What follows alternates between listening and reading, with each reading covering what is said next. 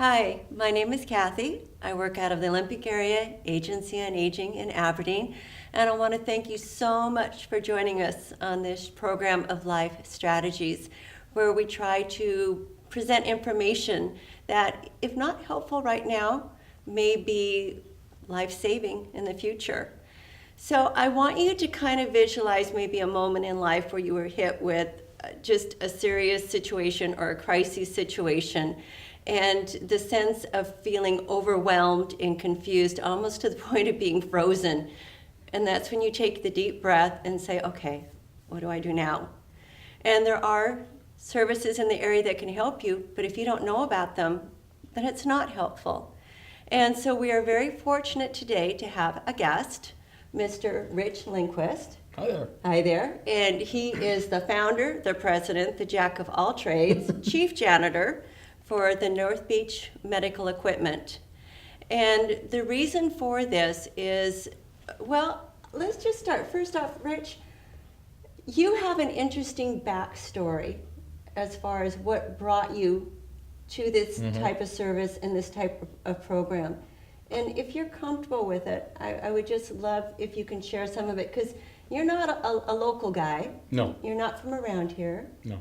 So tell me a little bit, if you don't mind, about your story. Well, for most of my life, I'd lived over in North Idaho, up in the Sandpoint area.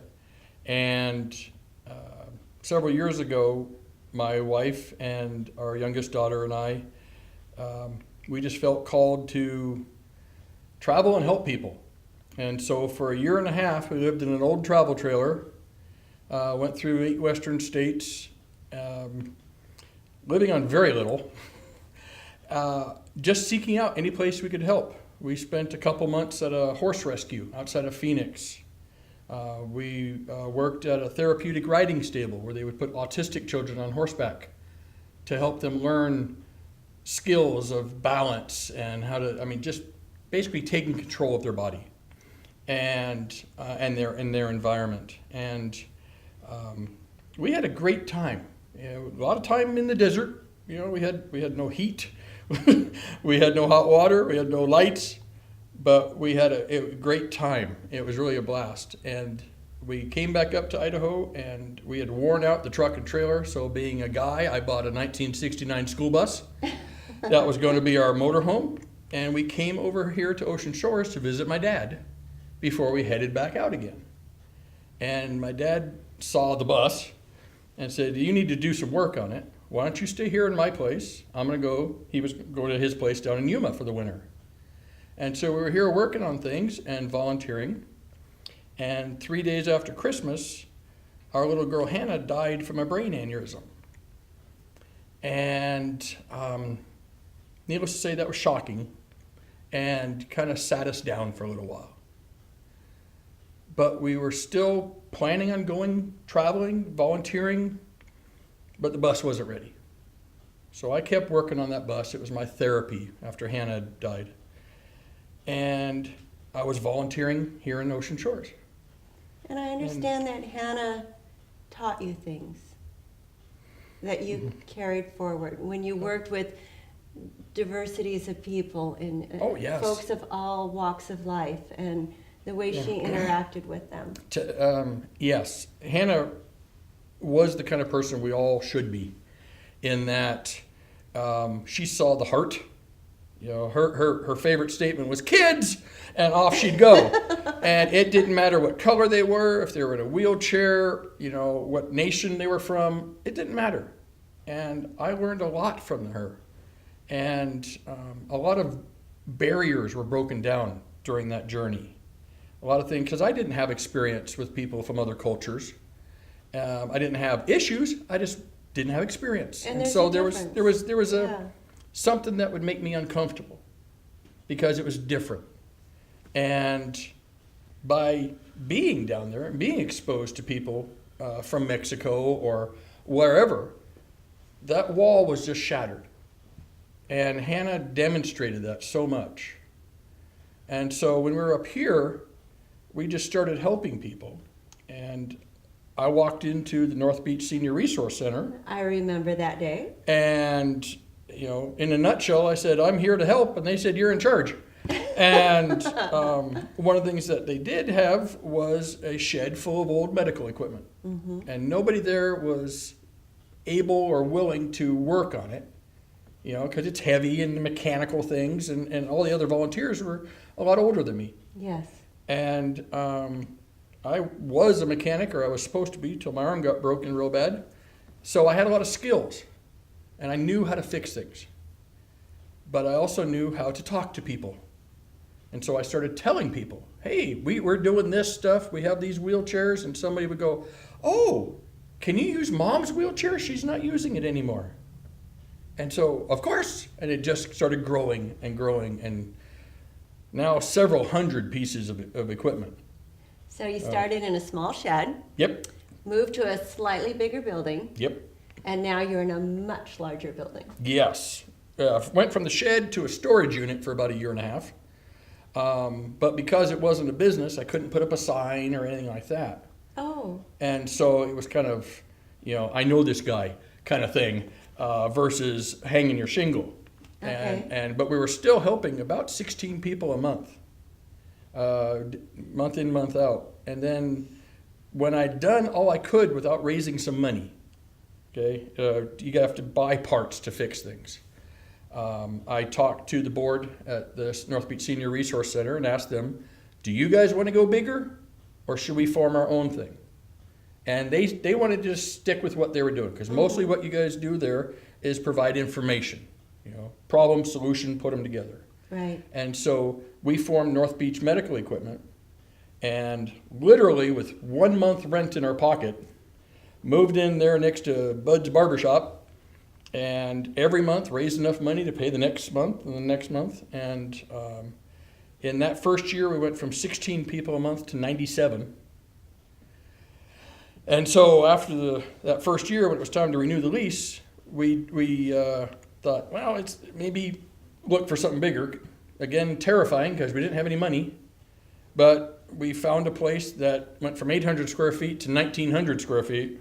Wow. Cost twice as much, but it has been wonderful. We're now up to helping 150 people every month. And so much better parking and visibility, because, it's hard to find things. Addresses in Ocean Shores don't always mean what they... I get lost in Ocean Shores. Addresses mean nothing. So now I can just say, well, when you come in Ocean Shores, first building on the right. Can you count to one? First building on the right. That's all you need to know. And so many people are coming in, and everybody that comes in that we help tells people, because what we do is so unusual. So what number have you reached as far as folks that you've helped? 1,933. So 1,933. What type of service have you provided them? Oh, golly. So what type, when you talk about equipment, what are we talking about here? The most common thing would be wheelchairs, shower benches, raised toilet seats, things that after a knee replacement or a hip replacement, or just because you're getting older and you don't want to fall. And so that's the most common thing. Crutches, lots and lots of walkers. We have the little boots, when you break your leg and they don't put it, they get the boots. We've got all sorts of wound care items. And with this last load of equipment we just brought in, so let's talk about it's more a question we don't have now. So you have a variety of durable medical equipment. Yes. That would meet a variety of needs. Yes. And sometimes it's difficult for people to obtain this equipment via insurance. Mm-hmm. And let's face it, insurance like Medicare doesn't cover a lot of durable equipment like to be used in bathrooms. Absolutely. Number one place of falling, so go figure this one. Okay. Yeah. But so this is a way that you can meet a need. Back in January, we started going through our records and to try and tally how much equipment had gone out. Yeah. And we discovered that there were 150 shower benches in use that we had provided, and I couldn't figure out what were people doing with them. Were they putting their plants on them? What was going on? And then I realized they're not slipping in the tub. Right. They're not falling down, breaking their hip, going to the hospital and getting worse from there. They're staying alive. And as far as I'm concerned, what we provide is freedom. And independence. You're allowed to stay in your own home Yes. because you can take care of yourself. You're able to travel because you have a walker or a wheelchair. You can just keep living that life and not, oh, I have to go to a home or move in with my children or anything that would be uncomfortable. It allows you to keep doing what you want to do for as long as possible. And that just thrills me. And I think to Rich's credit, if you're willing to share, Sure. he just was telling us about the latest donation. So how do you obtain this equipment? And if you can share the latest experience you had. Yeah. Donations of equipment, people, they might buy a wheelchair or a shower bench or the insurance provided or something, and then it's not needed. Typically, you either get better or you get worse, unless it's an ongoing issue. And so it's not needed anymore. And so people used to just throw them away or hang on to it for a rainy day, and then when it was rainy, it was rusted. It wasn't working. So people donate it to us. And if they want, we can give them a tax-deductible receipt. Nice. But a lot of people, it's just they want to help. They Yeah. knew how handy it was and how frustrating it was to go, track down the equipment, wait for the insurance company to approve it, the 5 doctor's appointments and all this. They don't want people to go through that. And so they donate it to us, and we go through, we inspect it, clean it, service it. Because my rule is, if I wouldn't put my mom on it, I'm not going to put your mom on it. So that's my condition. I want to make sure it's reliable. So we do all that. If there isn't enough equipment, I go and buy it. Now, how do you get donations? Just okay. I'm not beyond begging. It is all donations. That is Okay. entirely how we do it. It's all donations. We are applying for some grants, but that hasn't happened yet. But this town is wonderful. Actually, the whole community around the area, they support people that are helping them, and which is what I believe in. The people we are serving help us to keep serving them, and that's just working. We're just growing and growing. Actually, just today, more boxes of wheelchairs arrived because the ones that we had were not something you could borrow. They were more specialized, like a rotating space wheelchair. And so I watch what people are asking for. I hate saying I don't have it. And so I'll track it down. If necessary, I get on Facebook and say, all right, Ocean Shores, we need this. And you've most of the time done it shows that, up. Yeah. even from other areas, haven't you? Yeah. And so, but this recent gift, on last Friday, I got a call from a medical equipment store in Kent who said they had just purchased a store in Bremerton, but they're a different specialty. So they took the parts they wanted, and they had all this equipment left. Would you come up and get it? They said 6 other places had not been willing to do it. I said I was willing. And so, like I said, my 75-year-old dad, my blind wife, and I rented a 20-foot U-Haul on one of the hottest days of the year, it turned out, and drove up there and brought back 5,700 pounds of supplies and equipment and parts so I can repair. And that just excites me because one of the things that we offer is if you already have a walker or a wheelchair or something like that, bring it in. We'll do maintenance on it. We'll get the little hairs out of the bearings and we'll lube things and we'll do it right so it's reliable and you can get the most life out of it. It doesn't matter to me whether I keep yours going or I give you a new one. It's taking care of you. And that's huge because as people use things, they do wear down. Yes. They do need tweaks and repairs. And sometimes the medical supply places they got them from aren't fast in responding, or maybe you've had it so long that they're not responsible to provide that service. Or if you bought it from a different store, or somebody they won't else. service it. That's right. Yeah. Yeah. And so I was thrilled. I got boxes of bearings. Oh, you are such the repairman. that's what wears out. Yeah. And like on a four-wheel walker with the seat, what everybody loves to have, replacing all four wheels would cost almost as much as a brand new walker. So why not put the new bearings in and get another 2-3 years out of that? And that way, it's reliable. It's not going to go fall off or anything like that. And why make it harder for Margaret to push that walker? It should be the way it was from the factory. Yeah, or else Margaret won't use that walker, and then or it gets tangled up or whatever. And you don't want to trip over things. You don't want them to collapse under you or anything like that. It's being reliable and accountable. So what all were you able to bring back with you on that trip? Oh wow, I'm still finding out. Okay. I got pictures of a mound of boxes. Some of the important things was a lot of mastectomy supplies. Which are, I would imagine, difficult to obtain. Yes, and very expensive. Yes. I was shocked. A couple of the prosthetic breasts, a whole bunch of the bras that you can put an insert in, and so looking like everything's back to normal, which a lot of women want. And I'm literally still finding compression stockings. Which are also very expensive. Yes. Yes. A bunch of those. The protective socks for diabetics. I don't know exactly what all it does, but it helps them keep clean. Okay. And protects them so they're not bumping the toes and then you get infection and lose a foot and all that ugliness. Use these. They're going to help you stay healthy. We have a lot of catheters, ostomy supplies, feeding tubes, the feeding formula, even down to pediatric.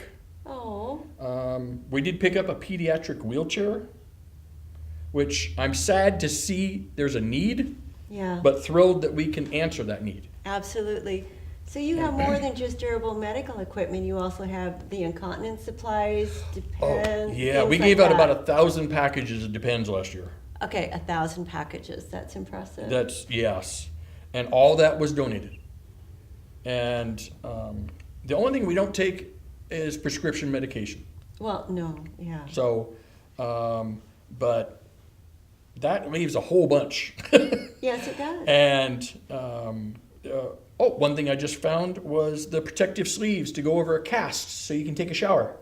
All right, so you have a little bit of everything. I'm literally still finding it. It's and I'm excited. It was kind of terrifying because where do we put it? Yes. Because if it's all piled in a box, it doesn't do any good. And so we purchased, I think, 12 shelving units, and I think I'm going to have to do that again. But I want to get it out so people can see it. They need to. Not just, well, I think I have that's somewhere over there. I want to get it on display. Mm-hmm. And it's more of a store, but like our window sign says, it's 100% off sale store, because I refuse to charge, period. It's none of my business how much money you make, who you voted for, what church you go to. It's, do you need help and can I help you? And then do you have volunteers that assist you? I would love more. Okay, folks, here's your chance. Very worthy cause. Yes. We're open Monday to Friday, 10 to 5. And so during any of that time, you can just come on in and we will do whatever you are able to do. Anything that you can do will free me up. So what are some of the things that the volunteers do? Answer the phone. Okay. We like to call our clients after a couple months to see how they're doing. And so that's a handy thing. Everything needs to get cleaned. Yeah. And so I show them how to disassemble it. We've got a big scrub sink for the bigger items. It's no more complicated than cleaning your own bathroom or kitchen. Sometimes there's a couple wrenches involved. But you do what you are able to do and want to do. I've had volunteers who loved being up front, but didn't want to do the cleaning. Fine. You be up front, I'll go back and clean. They've had other people that wanted to just stay in the back.